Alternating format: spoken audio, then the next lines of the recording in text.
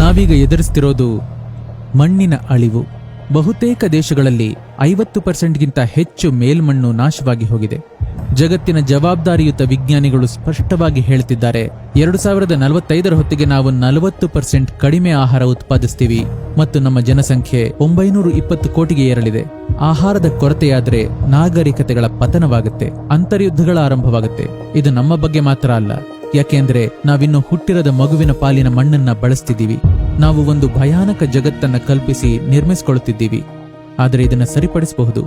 ಇದಕ್ಕಾಗಿನೇ ಮಣ್ಣು ಉಳಿಸಿ ಅಭಿಯಾನ.